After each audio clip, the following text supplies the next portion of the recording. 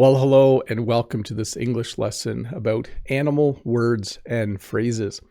You'll have to wait for the first slide to see what inspired me to make this lesson, but we're going to do a lesson on animal words and phrases like catnap or eagle-eyed or dark horse. These are all words and phrases we use in English to describe a variety of people and things around us. So once again, the phrase has an animal name in it, but it will have a completely different meaning. Or the word as well, there are some words will have an animal name in the word, but it will have a completely different meaning. So when we get started, you'll see I have a picture to represent the meaning. Then I also have a picture of the animal at the bottom, so we know which animal it comes from. Some of these phrases make sense. You can understand why it has the animal name in it, but some don't at all. So once again, welcome to this English lesson about animal words and phrases. Drowned rat. When you call someone a drowned rat, it is a phrase used to describe someone who is soaking wet. You might recognize this person. Yesterday I went for a walk and it was raining just a little bit. It was spitting, it was drizzling. And halfway through my walk, it started to rain, like really rain.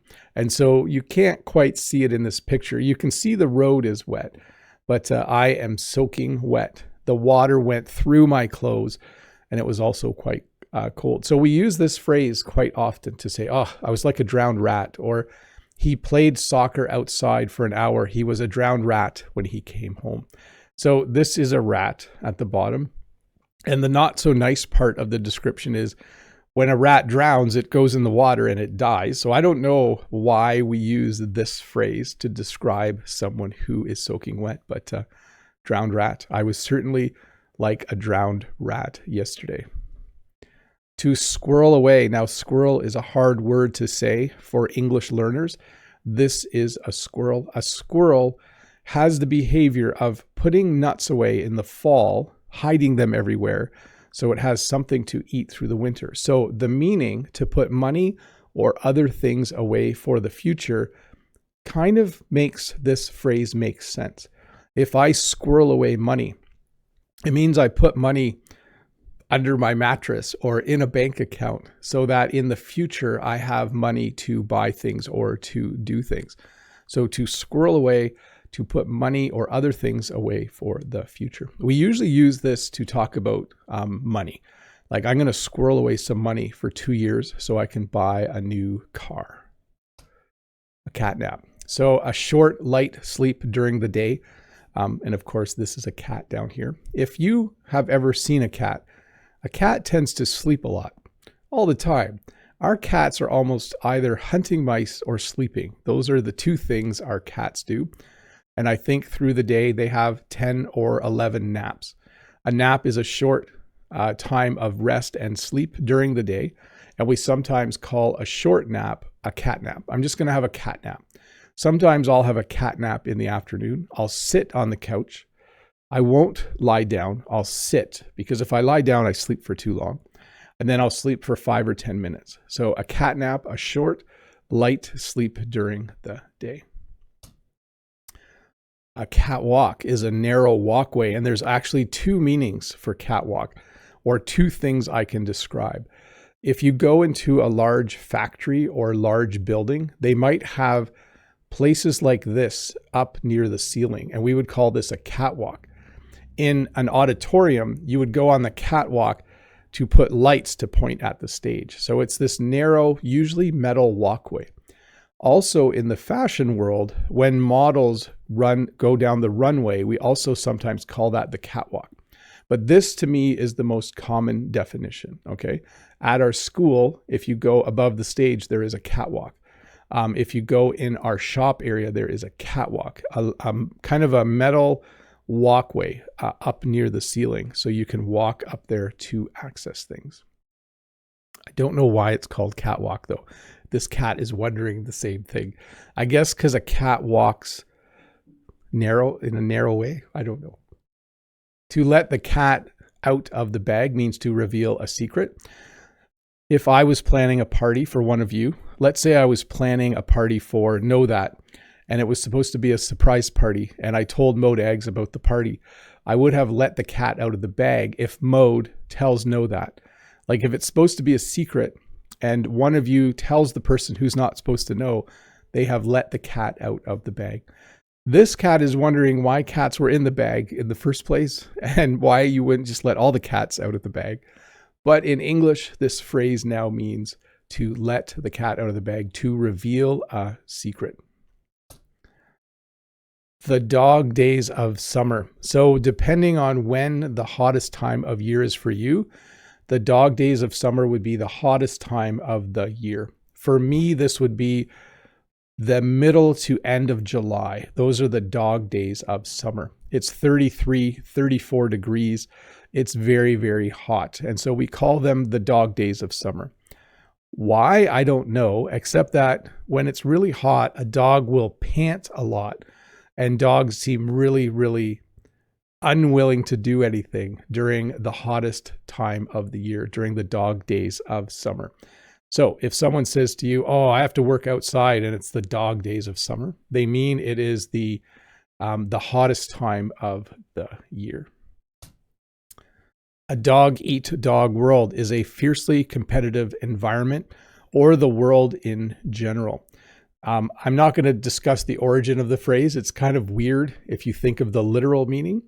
But what this means is that when you work somewhere, and if you want to eventually be the boss, other people also want to be the boss. And you kind of have to figuratively fight your way to the top. You have to be competitive. You have to be aggressive. You have to advocate for yourself because it's a dog-eat-dog world. If there were 3 people who wanted the same job at my work, those other people aren't my friends. I can be friendly to them, but it's a dog-eat-dog world. So I'm going to want to make sure I'm making it look like I'm punching. I'm not punching. You want to make sure you do what you need to do to get that job. An underdog is one expected to lose. This happens quite commonly in a sporting matchup. Your favorite team might not be very good and they're playing the best team in the league. That would mean your team, they are the underdogs. They're not expected to win. They are expected to lose. And sometimes the underdog will win. In fact, when they make movies, we often cheer for the underdog in a movie.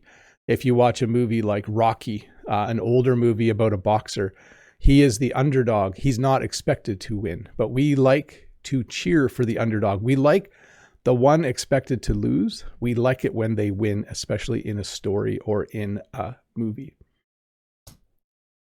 To work like a dog, to work very hard. I tried to find a dog who was working. I think this is a police dog here. To work like a dog means to work very hard. It doesn't mean the person is a dog.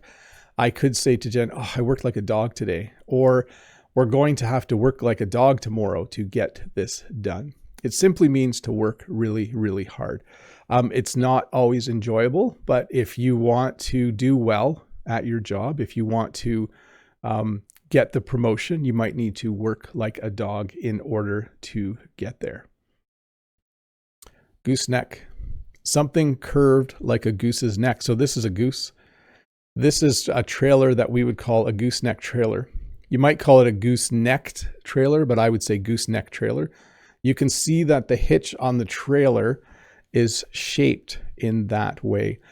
You might also have, I'm trying to think of something else that's gooseneck, something other shape. There are other things, but this is the second reason why I'm doing this lesson. One, I was a drowned rat yesterday. And then a couple days ago, I saw a gooseneck trailer on the way home. Let me just do a search here. Other things that are goosenecked. Let's see here. Oh, pipes. Yeah, you can have that in a house. If a pipe goes like this and then it goes over another pipe, you would say that is a gooseneck as well. A pretty unique term. You're not going to use this very often, but this is a gooseneck trailer because the hitch is curved like a goose's neck. A wild goose chase. This is a hopeless or pointless search. Let's say Jen needed dog food, but she wanted a certain kind. And let's say I went to 5 different stores and each store said, oh, we don't have it, but that other store has it. And then I go there and they say, oh no, we don't have it, but that other store has it. And then I go there and I go to all the stores and none of them have it. That would be a wild goose chase. Jen sent me on a wild goose chase. Apparently, that's what it's like to chase wild geese. It's a hopeless or pointless search. So again, if you go multiple places to buy something and none of them have it, it would be a wild goose chase.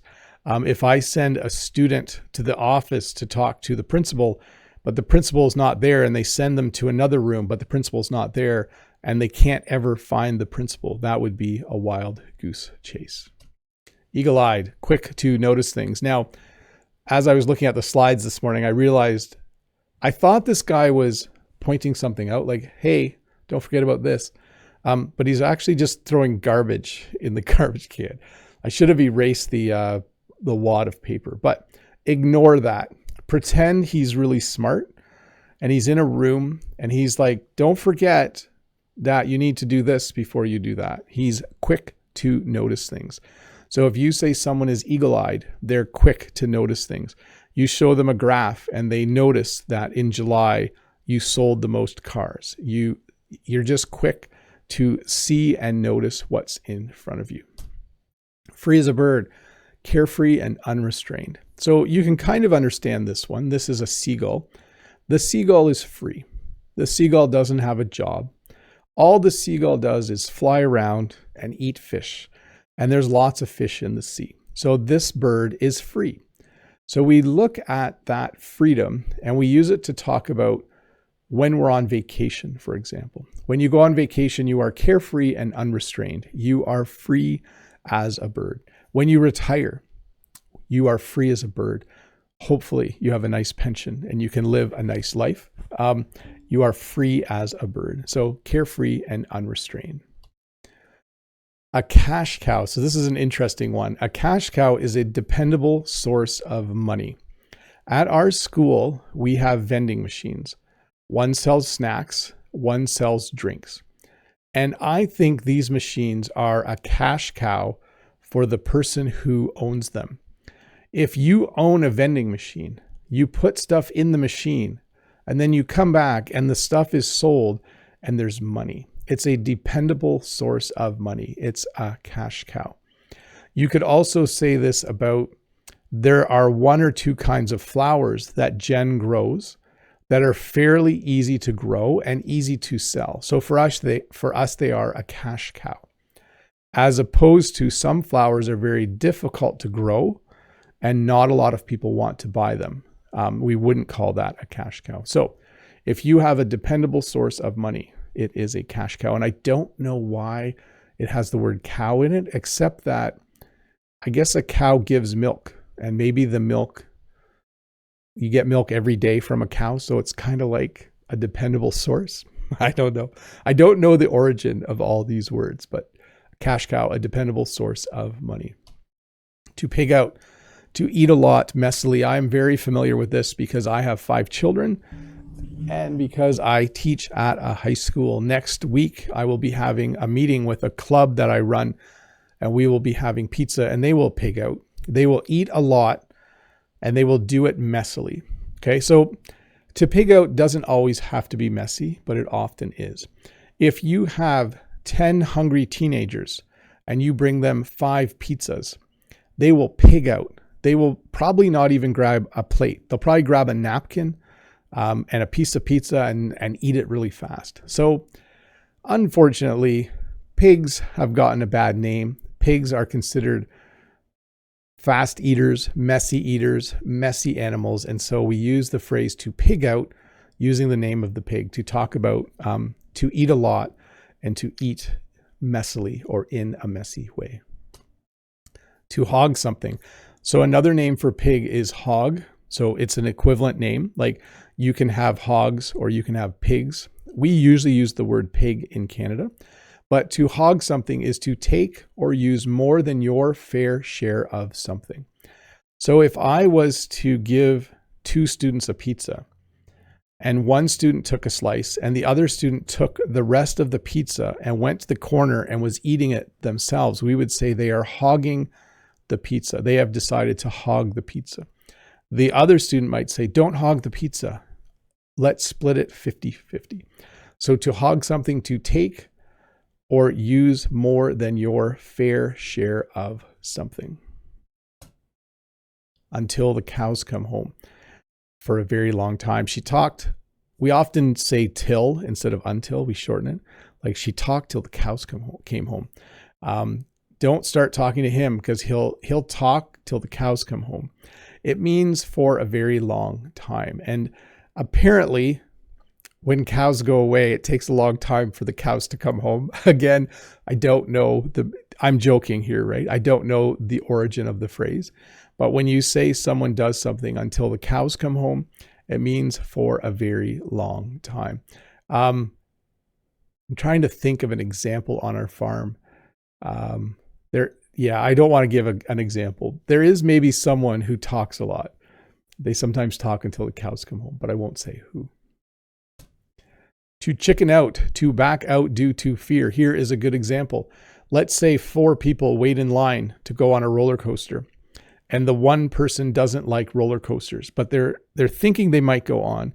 And when they get close to the front of the line, they decide to not go on. We would say that they decided to chicken out, to back out due to fear. They thought maybe they could overcome their fear and go on the roller coaster, but they decided to chicken out. So apparently chickens are scared of things, but to chicken out means to decide not to do something because you are afraid.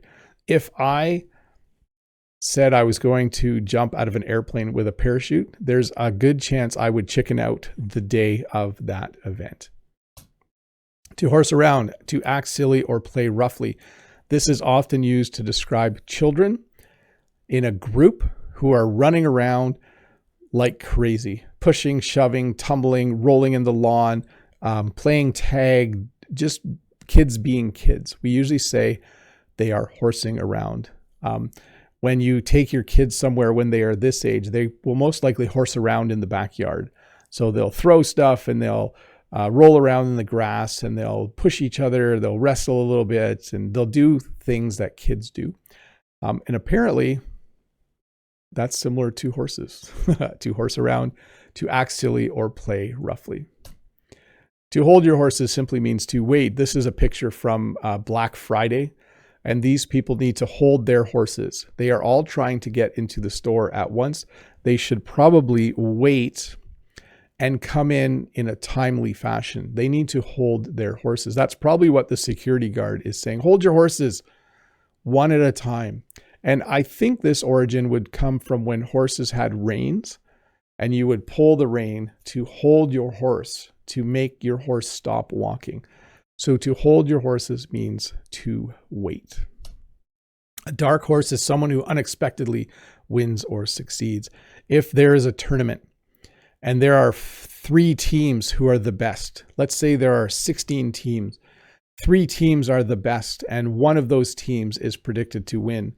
But let's say the 16th placed team, the worst team in the tournament, ends up winning. We would say they are the dark horse. They were unexpected. So someone who unexpectedly wins or succeeds, we would call a dark horse. Sometimes in playoffs, there's a dark horse, a team that you don't expect to win, and suddenly they start winning. Straight from the horse's mouth means from the original source. There are 2 ways to get information from someone. 1, straight from the horse's mouth. Literally, you talk to the person and the person said it. The second way to get information is to hear it from a third party. So if I said, Jen said it's going to rain today, that's not straight from the horse's mouth. But if Jen came on the live stream and said it's going to rain today, then you heard it straight from the horse's mouth. And it's not an insult. Like I'm not calling Jen a horse when I say that, but that's what straight from the horse's mouth means, from the original source.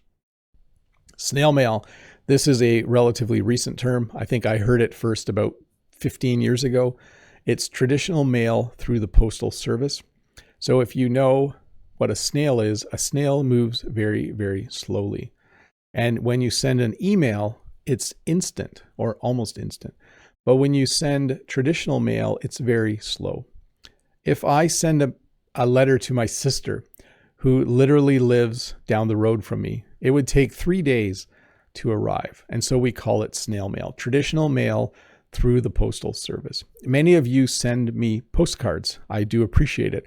You have to send those via snail mail. So it is kind of a fun term for regular mail, where you would send an envelope, a letter, a postcard to someone. Traditional mail through the postal service, and called snail mail because it rhymes, so it's fun to say, but also because snails are slow. A bull market and a bear market. I don't know if you are super familiar with the stock market, but you can buy shares in larger companies. When there is a bull market, it is a rising stock market. When there is a bear market, it is a falling stock market. That means the price of stocks in a bull market is going up. The price of stocks in a falling market or a bear market is going down. The way I was told to know the difference is to think about how these animals attack. A bull will attack by making its horns go up. So if you see a bull, it'll have its horns down and it will attack like this. When you see a bear attack, it will swipe down with its paw. Now, this isn't a perfect explanation, but it really helps me remember the difference between a bull market, a rising stock market, horns go up, and a bear market, a falling stock market, bear paw goes down. Right now we're in a bull market. Well, I think there are conditions for each, like the market has to go up a certain number of percentage points before you call it that. But so far, since 5-6 weeks, since April 8th, things have been pretty good. A lame duck, a person or thing that is ineffective. You might be on a team with 10 people and 9 people work like dogs and one person is a lame duck. They don't do anything. They come to every meeting. They don't really contribute. When the meeting's over, they go back to their desk and they just sit there and do nothing. That person is a lame duck. So you'll sometimes hear sports journalists describe a player on a team like this.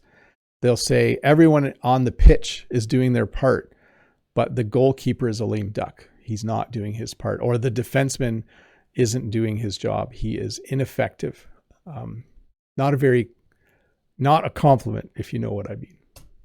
Pecking order, a hierarchy or ranking system. So if you don't know this, chickens have a pecking order. So one chicken is always the boss chicken.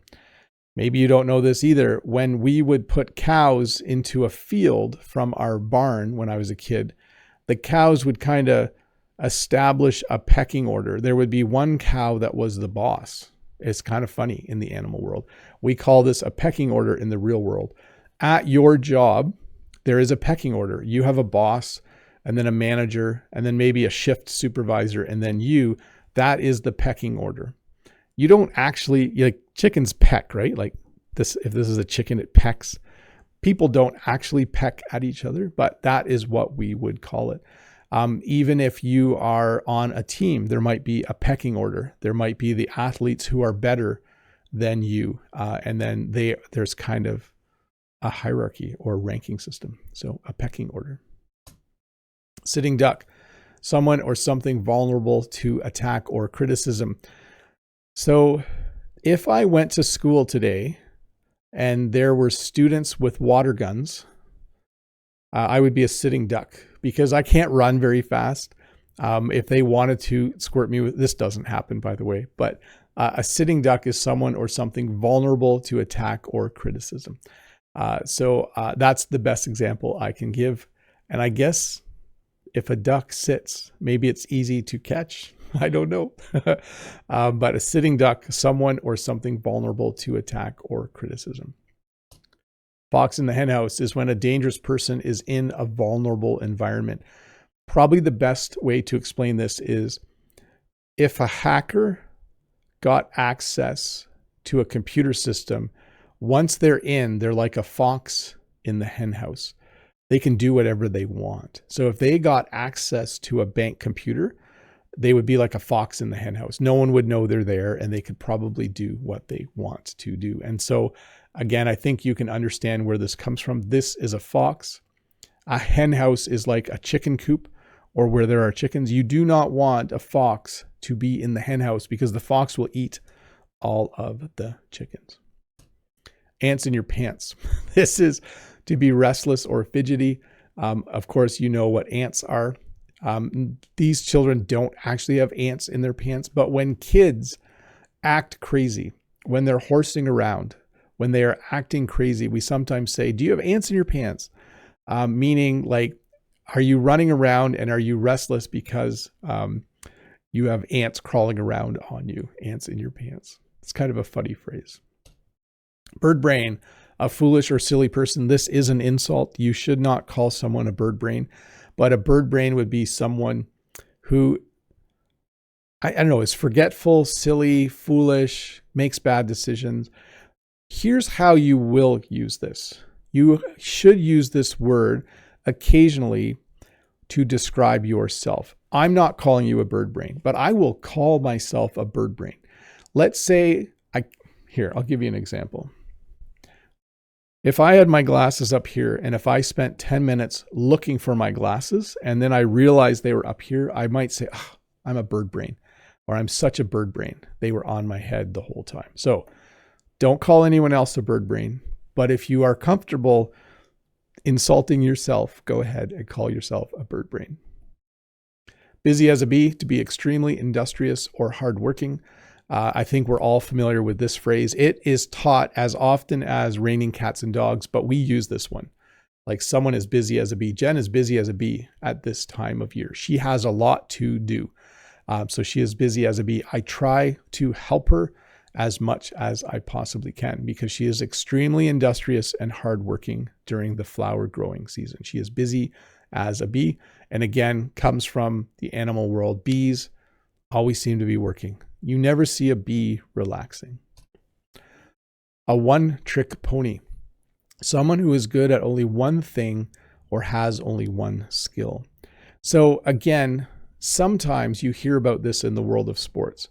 Maybe this player can catch the ball really well in the game of baseball, but they can't hit the baseball with a bat at all, and they can't run very fast. The only thing they do well is they catch the ball. We would say they're a one-trick pony. So he is good at only one thing or has only one skill. I'm not sure why the pony is like I was going to say small horse, but it looks like a small horse, but it's just called a pony. But a one-trick pony, someone who is good at only one thing or has only one skill. I'll tell you this, people who become teachers, if you're a one-trick pony, you don't last very long as a teacher. You have to be able to plan and photocopy and make lessons and keep your classroom organized and do things. Like you need more than one skill to be a teacher. If your only skill is you know how to photocopy, if you're a one-trick pony, you will not survive as a teacher.